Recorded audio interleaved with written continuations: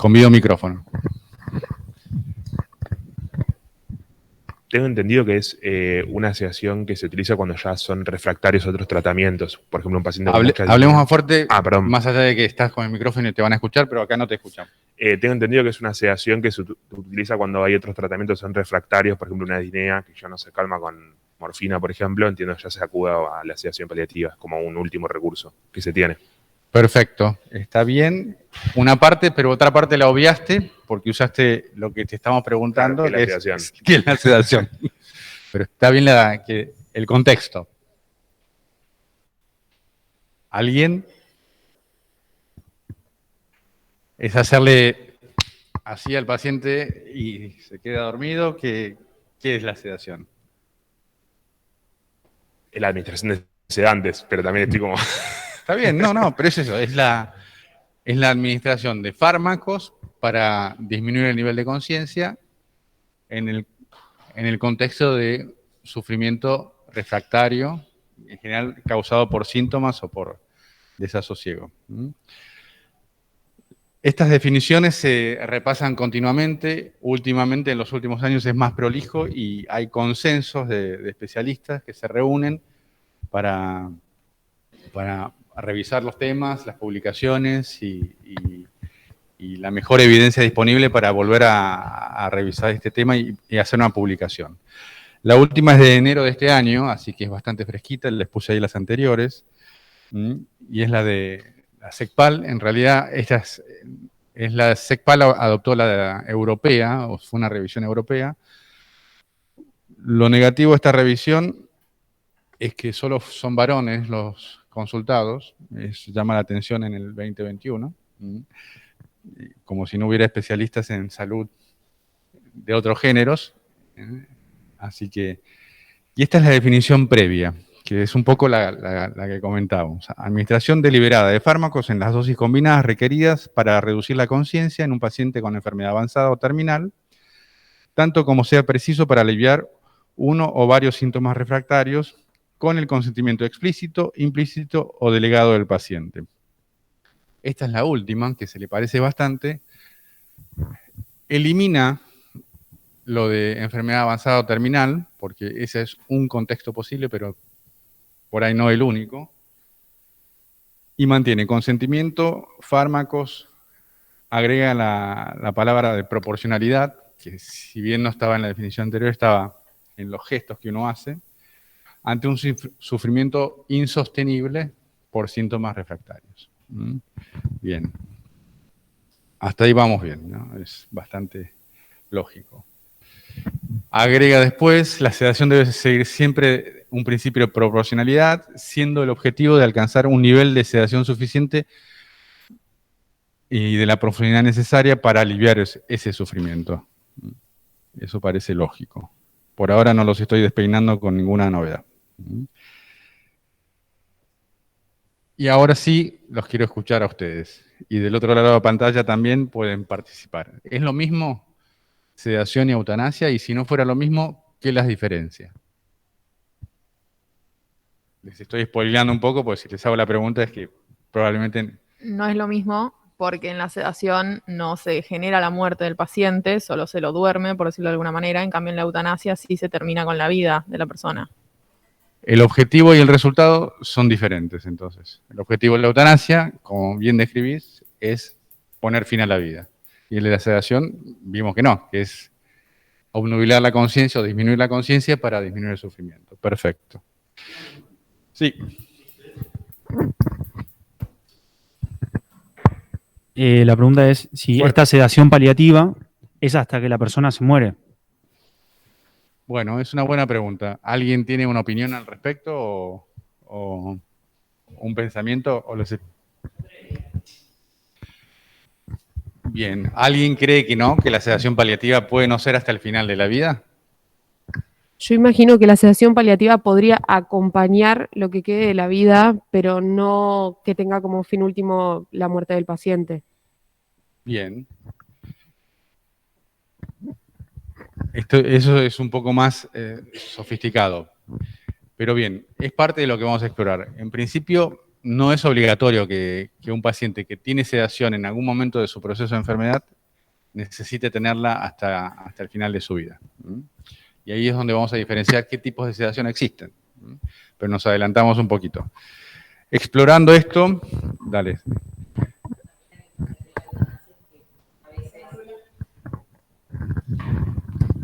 Que además en la sedación usamos fármacos y a veces en la eutanasia puede hacerse la eutanasia pasiva, que es simplemente dejar de hacer ciertos procedimientos y no administrar un fármaco, como por ejemplo la hidratación. Bien, o sea que nos ponemos polémicos, o por lo menos voy a intentarlo. No hidratar a un paciente es hacer eutanasia pasiva, estás diciendo. De bioética. Estoy vendiendo títulos como panelista. Claro, en bioética veíamos que tenías distintos tipos de eutanasia y le decían la pasiva, que era, por ejemplo, suspender la nutrición, suspender la hidratación, que en definitiva llevaba a la muerte del paciente. Bien. Bueno, hay esperanza entonces. Bueno, pero eso es por lo menos como mínimo debatible y es bastante polémico. Y es muy resbaloso y es por eso que existen glosarios, hay un glosario de bioética disponible y es importante siempre aclarar definiciones. Y es por eso que, a pesar de que lo tengan claro ustedes, porque me lo definieron re bien, con una diferencia, es bueno tenerlo preciso, negro sobre blanco, porque esto es un ejercicio de comunicación también con nuestros colegas o compañeros y con las familias. La eutanasia pasiva es un término que tratamos de desarraigar porque es muy confuso y muy resbaladizo. Entonces, si el paciente se está muriendo y vamos a hacer una adecuación de esfuerzo terapéutico, eso no es lo mismo que eutanasia pasiva. Eutanasia per se implica un gesto médico, y ahí lo vamos a ver. Bien definiste que la intención y el resultado de la sedación y la eutanasia son distintos. La intención es aliviar y la intención es matar. El resultado es morir o el resultado es estar aliviado. Y el procedimiento, avancemos. Un fármaco con una dosis sedante, que vuelve a retomar la palabra proporcionalidad en la definición, en vez de un fármaco en una dosis letal. Y también la elección de los fármacos, ahí van a tener que ver qué fármaco mato y qué fármaco alivia. Perfecto. Este cuadrito tan sonso como lo ven, es muy útil para pararse frente a alguien a quien le tengamos que explicar las cosas. Perfecto. Y tenemos a Rosa, de 92 años, con estenosis aórtica severa, insuficiencia cardíaca asociada, deterioro progresivo con varias internaciones en el último tiempo por disnea con mejora, con tratamiento médico, haciendo balance negativo, y requiere oxígeno domiciliario permanente. Se encuentra postrada en cama, consulta a la guardia por aumento de su disnea habitual de clase funcional 3 a 4, y viene acompañada de sus hijos. Ex cardiólogo quiere decir que no es que se dedica a cocinar ahora, sino que ya no trabaja de médico. Y abogado. Pusimos así un poco polémico, pero bueno, no nos tocó todo junto, pero sí tuvimos esto en varios escenarios. Acá lo juntamos. La paciente se encuentra hipotensa, pero con buena perfusión periférica todavía, regular mecánica ventilatoria, crepitantes vivasales y hasta campo medio. No puedo más. No puedo más. Los hijos piden eutanasia. El no puedo más son las palabras de Rosa. Por supuesto. Micrófono.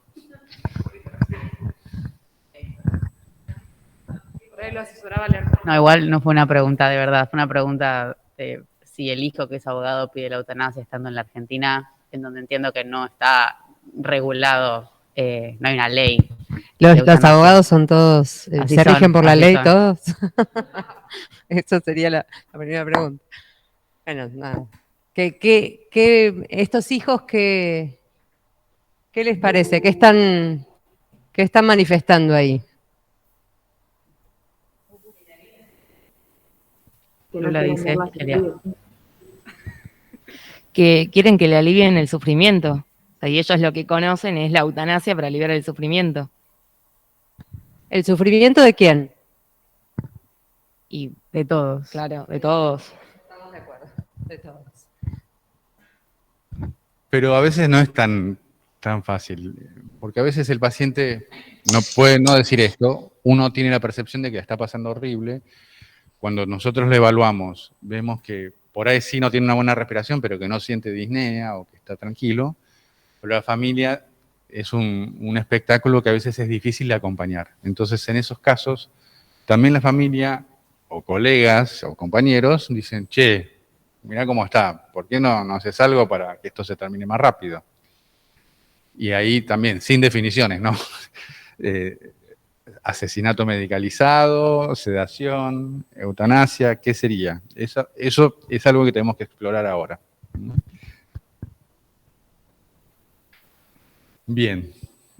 Y a esta pregunta, ¿qué me dicen? Cuando vienen los 10 principios de acompañamiento en el final de la vida con Vilma. Micrófono. Yo podría decir mi opinión es que a mí personalmente me gustaría morir con sedación, o sea, no me gustaría morir sufriendo. Bueno, pero es así, es sedación o sufrimiento. ¿Todos mueren sufriendo? Creo que no. No, la verdad es que no. Pero y es un poco la respuesta a esa pregunta. Pero está bien planteárselo en términos personales. Ante una situación de sufrimiento, ¿qué preferiría? ¿Estar sedado o estar padeciendo el sufrimiento? Y claramente lo que pensamos ahora puede ser distinto de lo que pensemos después. Ahora yo me puedo hacer el cocorito, no, sedación, yo no, yo me la banco toda, y después estar en una situación donde la estoy pasando horrible, o viceversa, de ver que lo que más me preocupa no es lo que le está pasando a mi cuerpo, porque lo puedo pasar por algún recurso personal, y estoy más en sintonía con el epílogo de mi vida. Y a veces la sedación tiene un costo también. ¿Qué costo es? ¿Cuál es el costo de la sedación para una persona en el final de la vida? Para. O sea, que al estar disminuido el nivel de conciencia, por ahí pierde capacidad de interacción con la familia, por ejemplo, quiere estar con ellos, básicamente. Alerta. Completamente. El costo es ese, es estar desconectado de una parte fundamental de nuestro proceso biológico incluso, ¿no? Así que no es anodino hacernos esta pregunta. Y esto vale también para hacernos a nosotros, porque puede ser que si tenemos en seguimiento varios pacientes en un mes, o con una epidemia donde la sedación fue parte de los recursos necesarios para aliviar el sufrimiento, por ejemplo la de COVID, donde la disnea o el aislamiento generaban desasosiego y sufrimiento. Sí, mucho sufrimiento.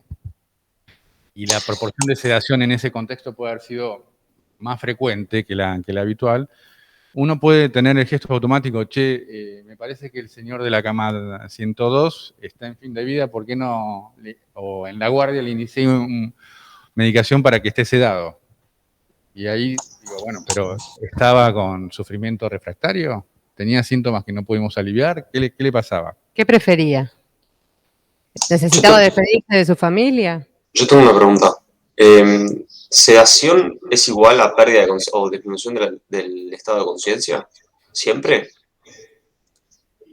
Es excelente pregunta y vamos a ver quién la contesta.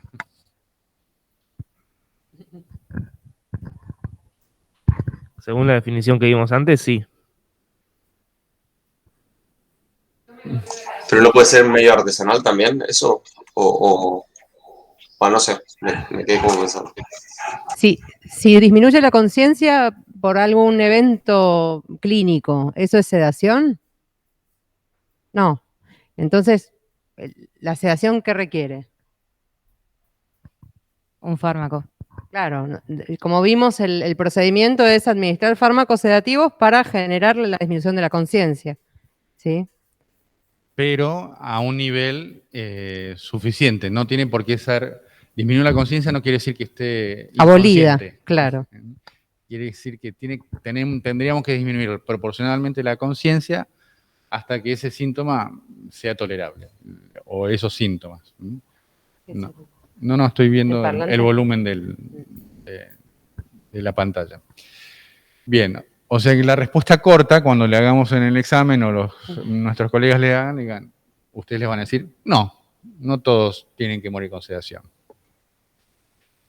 Y esta ya la contestaron, pero como nos gusta volver a repasar lo obvio, aceptamos que nos los digan de vuelta. ¿Qué es un síntoma refractario? ¿De acá o del otro lado de la pantalla? Del otro lado también.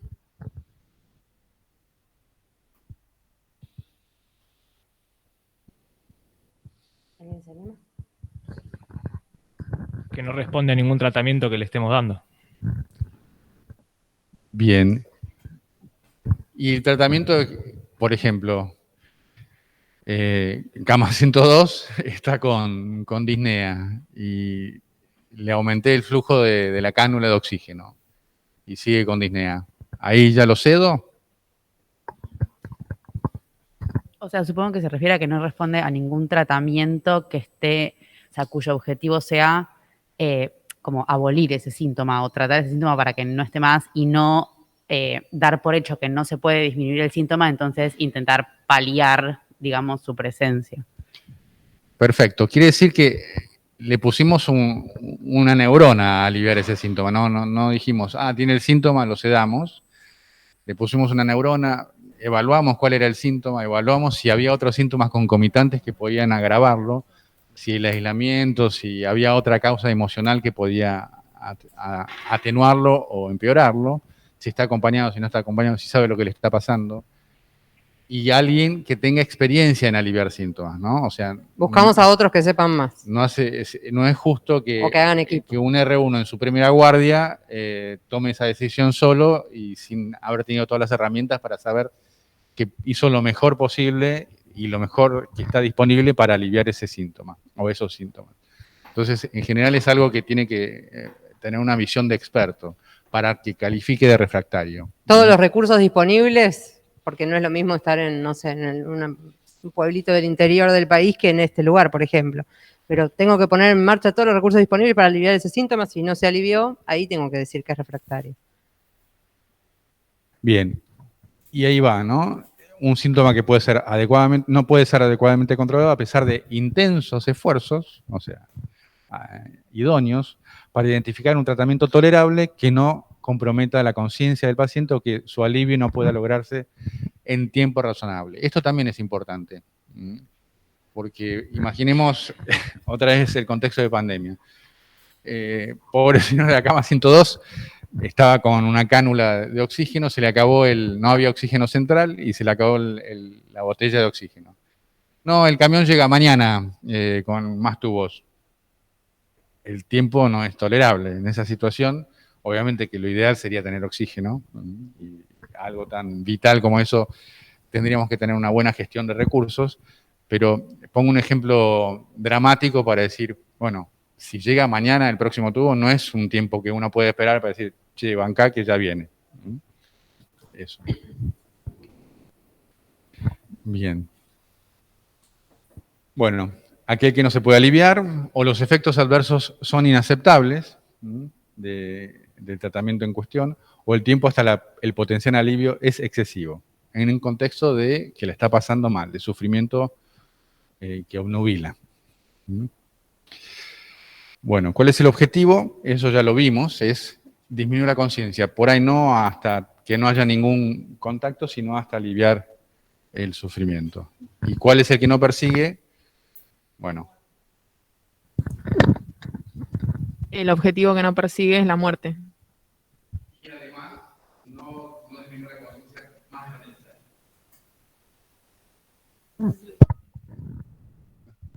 Dale. Bueno, objetivos absolutos. ¿Quieres claro vos? Los objetivos entonces absolutos es el alivio del síntoma y que el paciente tenga un nivel tolerable de sufrimiento. Los objetivos relativos serían la sedación, la disminución de la conciencia, el bienestar de la familia, ¿sí? También tiene que ser un objetivo de los que están alrededor, la comunicación que pueda ser factible y los objetivos no deseables es la pérdida de interacción, la muerte, la desnutrición, la deshidratación, que esos en realidad son efectos secundarios de de la sedación, perdón, ¿qué estoy diciendo? No, la pérdida de la interacción sería solamente el efecto secundario de la sedación. Bien. La pérdida de interacción sería como cuando llegamos a un nivel de hipnosis, digamos, que es como lo que hace la anestesia. O sea, de que el paciente está dormido y no interactúa con el medio. O sea, eso es lo que no quiero llegar a un nivel de hipnosis. En realidad la sedación es la disminución de la conciencia. El paciente está dormido, está sedado, en un nivel no profundo o en un nivel profundo, digamos, en distintos grados de profundidad esa sedación. No se llamaría hipnosis porque no es un sueño, no es... No, digamos, es un efecto, digamos, que no deseamos, no es que nosotros queremos que el paciente pierda la interacción y por eso lo sedamos, sino que queremos aliviar el síntoma, aliviar el sufrimiento. Es como un efecto adverso de esto que estamos Pero puede generando. tener, por ejemplo, una dosis de midazolam y morfina y no lo mantengan dormido, porque la morfina, para disnea, no estoy hablando, por ejemplo, está con una dosis 2,5 miligramos de morfina cada 4 horas vía oral. O 5, pongámosle, porque es más real. Para la disnea, no se alivia completamente. Le agregamos midazolam, pero no en dosis que obnubilen completamente la conciencia, que lo duerma, sino que lo tiene un poco menos arriba. El paciente está con tendencia al sueño, puede interactuar cuando se lo estimule y preguntan, y le preguntamos, de hecho, si se siente tranquilo, nos dice sí, pero no está completamente dormido. Esa es una sedación superficial. No es una sedación profunda. Y puede interactuar el paciente. Perfecto. ¿Se entendió del otro lado? Sí, perfecto. Bárbaro. Y entonces estamos spoileando qué tipos de sedación conocemos.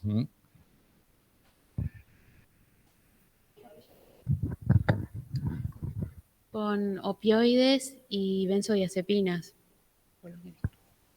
Eso es con qué fármacos sedamos, ¿no? ¿Qué tipos? ¿Querés replantear? Sería parcial y como que sería varios estadios, como parcial o completa, de acuerdo a la disminución de conciencia. Exacto, dijimos recién, superficial o profunda puede ser un tipo. Y hay otro eje que usamos también, que tiene que ver con el tiempo. No sé si esto está bien, pero ¿reversible e irreversible? ¿O son todas potencialmente reversibles?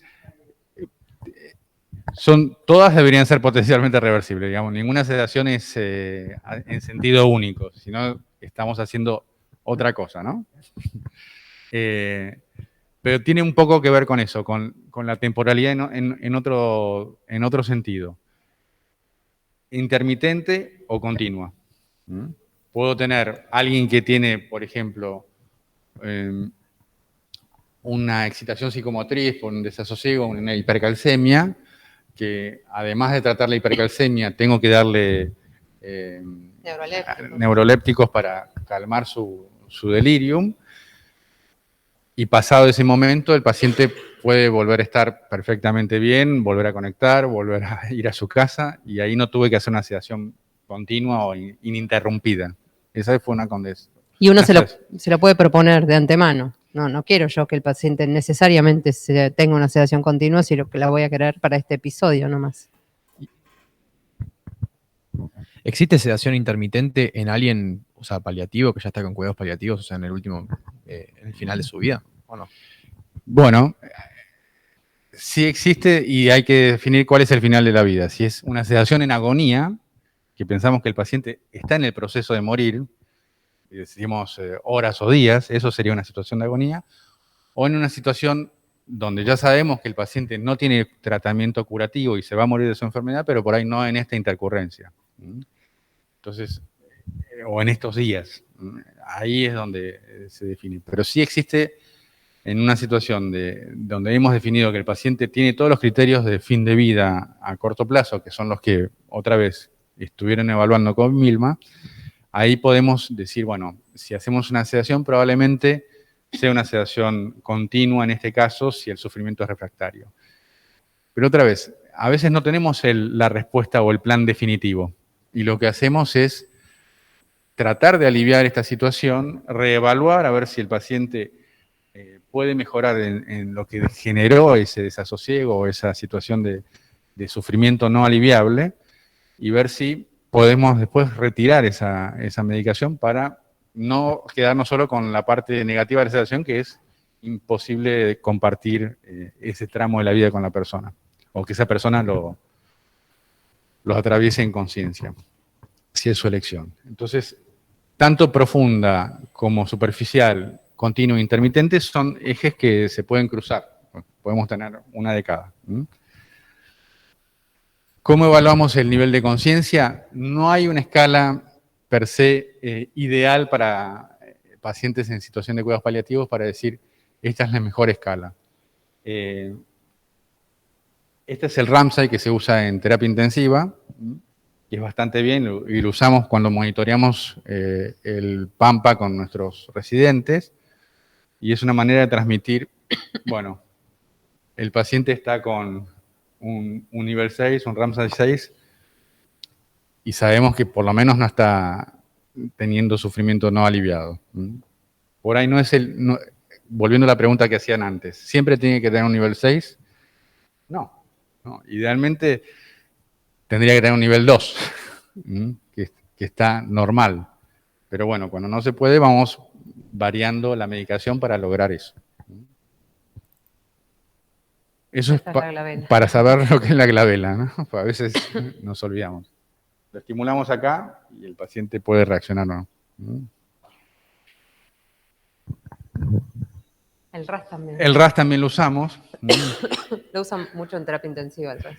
Los dos son para terapia. Va de 4 a -5. Bueno.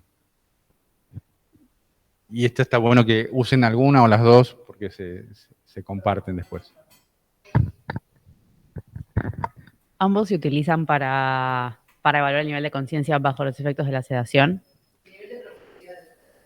Ok. El nivel de profundidad de la sedación, no sé si se había escuchado. Y Gómez Batiste adaptó y publicó, no lo puse acá, el Ramsay con 2 niveles más, 3A y 3B, y 4B, 4A, 4B, 3A y 3B, que sería más para cuidados paliativos, pero no lo manejamos, así que no me pareció honesto proponérselos a ustedes, pero sí mencionar que existe.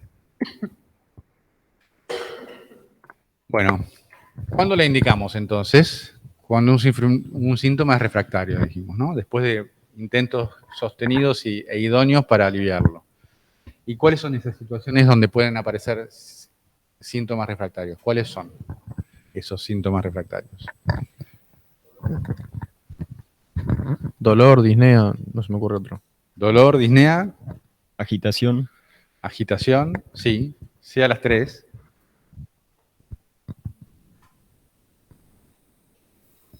Del otro lado.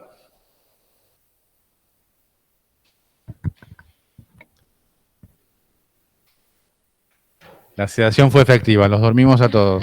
En caso de delirium también podría usarse, ¿no? Delirium, completamente. Delirium, agitación es parecido, ¿no? Sería, por un lado tenemos el síndrome confusional delirium, por otro lado el delirio, pero de una patología crónica, que no sé cómo, porque me acuerdo que tenía nombres distintos, pero ahora no me acuerdo, o sea, demencia. O sea, creo que en ambos. Sí, si es un delirio psicótico o si es un delirium de proceso de fin de vida. Sí, por ahí la agitación o el delirium serían como, la agitación digamos, es la manifestación hiperactiva del delirio. Al delirium hipoactivo en general no lo sedamos porque no genera, en general no genera sufrimiento para el paciente o para los otros. Bien. ¿Algún otro? Acá les compartimos un poco de revisiones de literatura donde está bien decir delirium, está bien decir agitación, está bien decir desasosiego, sufrimiento existencial, porque en distintos son definiciones que no tienen los límites muy claros. Entonces, en los distintos repertorios de pacientes, a veces pueden aparecer como delirium bien clasificado con un CAM positivo, o simplemente un paciente desasosegado, digamos. Sí. Bueno. Pregunta a la compañera qué es un sufrimiento existencial. Me imagino bajo ese título alguien que está haciendo explícito su deseo de morir. O estoy equivocada, no sé. Acá siempre vale equivocarse, así que es una parte de la definición, pero no es la única. ¿Alguien puede definir con su experiencia de vida qué puede ser sufrimiento existencial? Perdón, a mí me suena algo más filosófico. Es algo que pone en jaque a los valores, claramente, y al sentido de vida. En esos lo podemos definir. Pero es una situación de angustia que desborda, donde no hay nada que lo pueda aliviar, y tiene que ver con que están muchas veces desmoronándose su sistema de creencias. Puede ser por un síntoma biológico, un disnea, dolor que pone en jaque todo, o un poderoso que no puede creer que se esté muriendo, por ejemplo, y que nunca se imaginó como un mortal. Solemos ver más eso en personas que no tienen recursos emocionales, que no construyeron su vida sobre valores que puedan ser trascendentes. O si los construyeron, esos valores puedan estar en jaque por el final de la vida o por algo que les está pasando a ellos o al entorno. Y es difícil definir qué es refractario el sufrimiento existencial, porque la verdad que nos supera a todas las profesiones. El sufrimiento existencial, digamos, es como el síntoma, si queremos llamarle síntoma, porque tampoco creo que sea solamente un síntoma, es como el síntoma que requiere el máximo esfuerzo de todo el sistema. Y buscando también otros actores, porque hay que buscar actores desde el punto de vista de lo espiritual, obviamente psicólogos, trabajadores sociales, o sea, puede ser como muy multidimensional ese sufrimiento y necesitar ese abordaje. Y bueno, y no es tan fácil tener todos esos recursos, no sé, a veces... Igual de esto de sufrimiento existencial, que es que dijimos que, o sea, como que no soporta ya la vida. Entonces, ahí está creo que el límite de las personas que se quieren suicidar también, que expresan algo similar, que es no soporto la vida. Estamos de acuerdo que no es sencillo, pero la persona, digamos, estamos hablando del sufrimiento existencial en el final de la vida, ¿sí? Y estamos también pensando que es una entidad que para llegar a decir sufrimiento existencial se descartó el síndrome depresivo, se descartaron otras cuestiones psicóticas, digamos, no, en realidad es algo que tiene que ver más con, justamente, por ahí con la dimensión espiritual más que con la psicológica o la emocional pura, ¿no? Y entonces, sí. Por eso está bien lo que decís, pero no es que cualquiera que dice yo me quiero morir pensamos que tiene sufrimiento existencial. Es luego de una evaluación exhaustiva para decir, bueno, esto no es depresión, no está psicótico el paciente, es algo que va más allá y en el contexto de la amenaza real de la vida, ¿sí? A veces definimos un paciente que tiene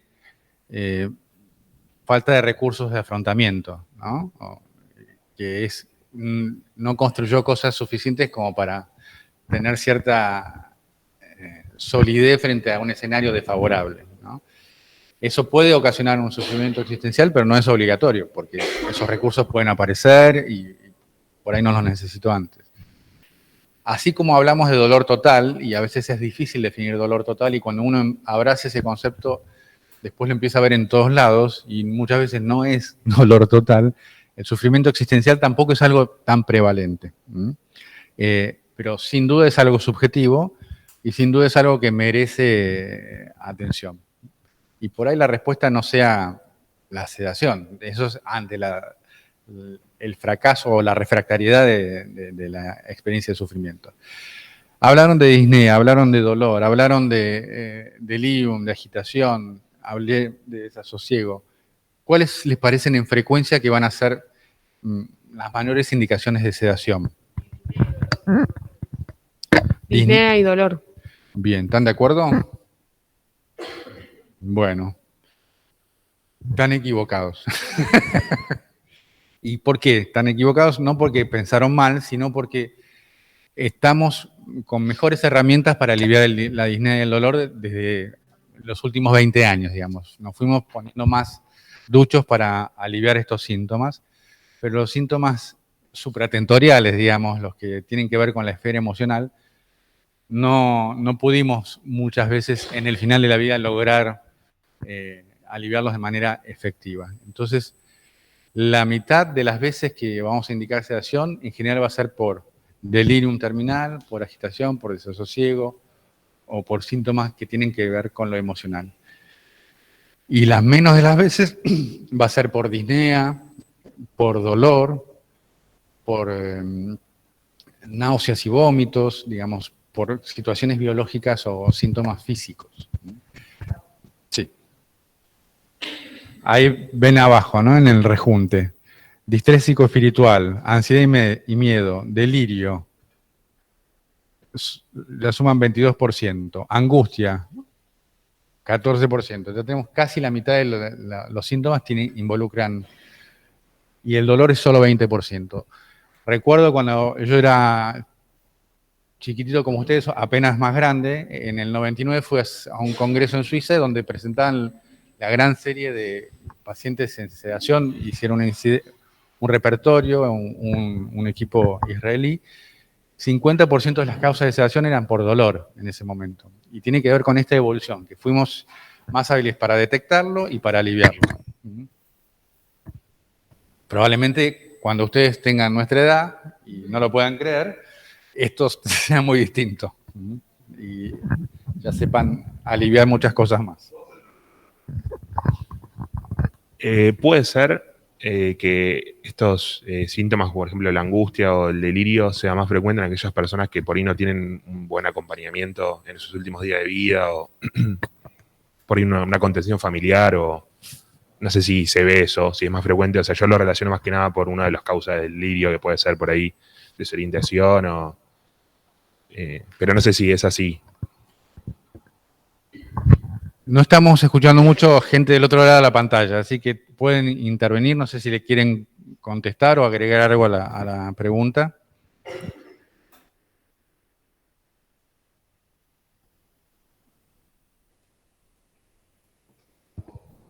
Bien.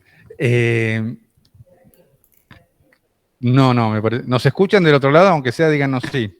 Sí, se escucha. Bien. Nosotros escuchamos también. El silencio habla. Sí, claramente la capacidad de estar acompañado o con un entorno sociofamiliar o socioafectivo continente disminuye un montón esta proporcionalidad de síntomas. A veces eso no se produce porque no existe, a veces no se produce porque nosotros lo impedimos. No facilitamos el acompañamiento en estas situaciones. ¿Y cómo podemos no facilitarlo? Ahora con un comité de crisis que dice no pueden estar acompañados, o nosotros no dándole elementos a la familia o a los amigos, explicándoles lo que pasa, explicándoles que lo que pasa es normal, que los puede angustiar a ellos también, pero que la presencia los puede reconfortar en doble sentido, dándole herramientas a la gente para poder acompañar en este momento. Eso también es una parte que nos tocaría. Y no hablo de nosotros paliativistas, hablo de nosotros agentes de salud, no solo médicos. Bien, sí.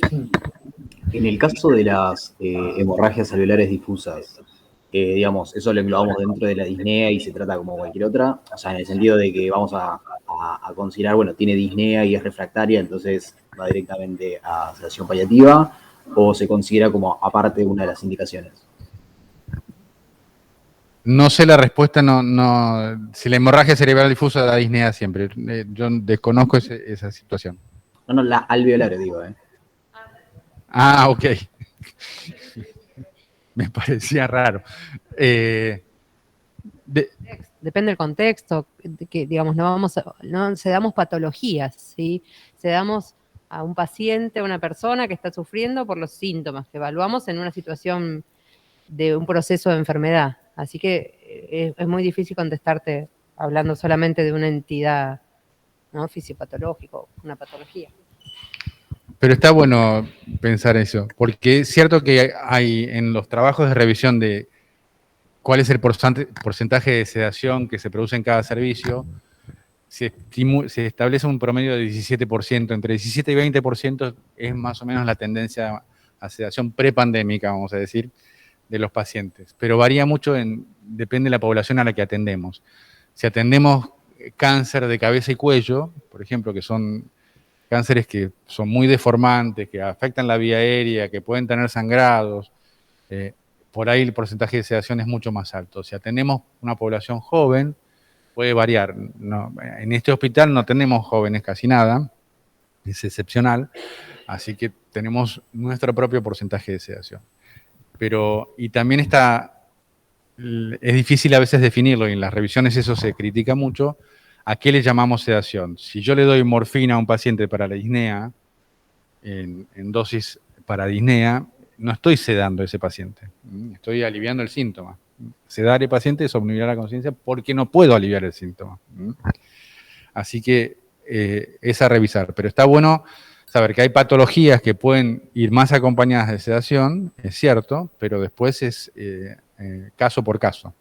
Pero mi pregunta venía un poco por ese lado, de decir, bueno, hay patologías que tienen más prevalencia y es como una indicación particular, o es como, bueno, no, depende del caso y todo se ve.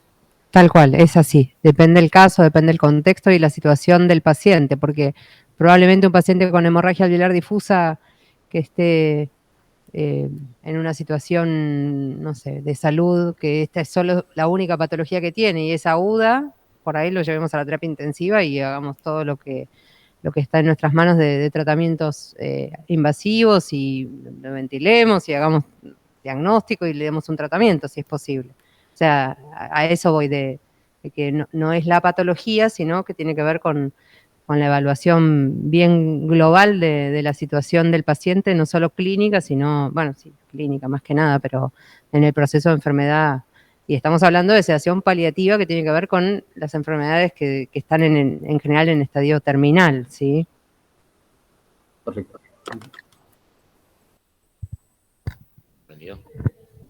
Que sí o sí la sedación paliativa es ya sin tratamiento, si la sedación paliativa sí o sí es sin intentar curar ya al paciente, es cuando ya está en fin de vida, sí o sí, digamos. ¿Alguien quiere contestar? Ya lo veníamos explorando esa situación. ¿Querés contestar? Entiendo que cuando el síntoma es refractario, no sé si un síntoma refractario siempre se da en el contexto de una enfermedad terminal, esa sería la siguiente duda, pero Habría que ver si el tratamiento que tal vez está disponible, si es desproporcionado, porque tal vez tengo un tratamiento, pero no le voy a hacer quimio si tiene, no sé, 90 y pico de años y está ya al final de la vida. Bien, estamos construyendo esa respuesta. La verdad es que la sedación puede ser un tratamiento en el trayecto de esa enfermedad y no solamente en el final. Por eso hablábamos que hay una sedación que puede ser en agonía, en el final de la vida, si es necesaria, pero puede haber una sedación por un delirium asociado, por ejemplo, a un fecaloma que no diagnosticamos y lo bajamos en ese momento de esa situación, una hipercalcemia, una hiponatremia, digamos, situaciones que por ahí están en procesos de enfermedad que sabemos que están con cuidados paliativos porque no son curables, pero sí son tratables y todavía tiene una expectativa de vida delante de él. Está claro que como una hipercalcemia en un cáncer avanzado es un signo de gravedad, no vamos a confundirnos. Tener una hipercalcemia cuando hay un cáncer de mama, un mieloma o un cáncer de próstata o de pulmón, es presumible creer que esa persona probablemente no sobreviva los próximos 2 meses. En 2 meses sea su expectativa de vida. No es taxativo, pero está bien pensarlo. Entonces, por ahí saber que esa persona está en el final de vida, pero no quiere decir que lo vamos a sedar en ese momento hasta el final de la vida, ni mucho menos. Eso es lo que venimos explorando. Y no es por diagnósticos otra vez, es por experiencia. Y es buena práctica no adelantarnos a reevaluar el problema. Y sí es importante que sí entendamos que puede haber síntomas difíciles en personas que tengan enfermedades que que tengan un tratamiento y entonces a esas personas no las vamos a sedar, ¿sí? Vamos a hacer todo lo que hay que hacer con respecto a su patología, digamos, como decía la compañera, lo proporcionado, lo adecuado para cada persona, ¿sí? Esto, estamos hablando de sedación paliativa, que es una herramienta de control de síntomas en cuidados paliativos, ¿sí? No es que solo lo hacen los paliativistas, lo hacemos los paliativistas, pero sí tiene que ver con una medida que no es para revertir la situación. En cambio, otras personas que tienen mejor pronóstico, tenemos que hacer todo el esfuerzo por modificar las causas de esos síntomas y por tratarlas, ¿sí? No, eso sí es importante que lo tengamos claro, si no vamos a estar sedando a personas que tienen disnea, que en realidad debieran estar en terapia intensiva y no, ¿sí? Bien, me interesa mucho que avancemos sobre esta pregunta antes de que vayan al práctico. ¿Quiénes tienen que involucrarse en la toma de decisiones para implementar la sedación? El paciente, la familia, el equipo médico tratante, el equipo de cuidados paliativos, o sea, es multidisciplinario, claramente. ¿Están todos de acuerdo con eso? A mí me parece un poco pretencioso. ¿El paciente tiene que participar de la decisión de sedación? Claro que sí, estoy siendo irónico, pero es una pregunta Sí. que los médicos no solemos hacer. Sí, pero también depende del estado de conciencia del paciente, porque, ¿no? Está Porque bien. si el paciente está con una depresión, no sé si siempre pensando en lo mejor para el paciente, ¿no? Está bien, pero hay maneras de comunicarlo en un lenguaje que pueda comprender, ¿no? Y por ahí no hay que explicarle la definición de síntoma refractario o la temporalidad, pero sí lo que proponemos hacer, a ver si está de acuerdo. La familia tiene que involucrarse, el equipo médico tiene que involucrarse, los mayores del equipo médico que tienen más experiencia se tienen que involucrar, la enfermería se tiene que involucrar, porque son los que van a monitorear y acompañar al paciente y los que lo venían viendo más que nosotros. Entonces, como decís, es una decisión de equipo, pero que sin duda en el centro está el paciente y su entorno afectivo. Perdón, una pregunta. ¿Y en caso de que el paciente esté con delirio? Bueno, el delirio puede ser hermético, sin que entre nada y todo lo que se le diga se toma como combustible paranoico, o puede no tener un delirio donde pueda tener cierta calidad o cantidad de intercambio. En ese caso, no es que él va a levantar o bajar el pulgar y de eso vamos a agarrarnos para tomar la decisión. No quiere decir eso. Quiere decir que tenemos que invitarlo a saber que estamos tratando de aliviarlo. En ese sentido. No es que él va a vetar o validar el procedimiento. Y no es una regla, digamos, sin la cual uno no puede sedar al paciente, porque muchas veces no se puede dar esa comunicación, pero es deseable, ¿no? Lo que recomiendan, digamos, los trabajos es que es deseable esto, ¿sí? Y tiene razón de ser, porque es la vida de la persona y la conciencia de la persona. Y hay veces que también nos sorprende la gente queriendo esperar, porque quieren despedirse, aún estando sufriendo, ¿no? Y bueno, y muchas veces las personas mismas entienden que quizás la sedación en esa situación vital, digamos, después al cuerpo le cueste retomar la vigilia y entonces es una oportunidad la despedida antes de iniciar la sedación cuando la persona está muy, muy frágil. Así que también es una oportunidad poder hablar de esto con la persona. Bien, los dejamos ir al práctico. A la vuelta de práctico vamos a tratar un par de pacientes y ver algunas preguntas polémicas más. Muchas gracias. Perfecto, gracias.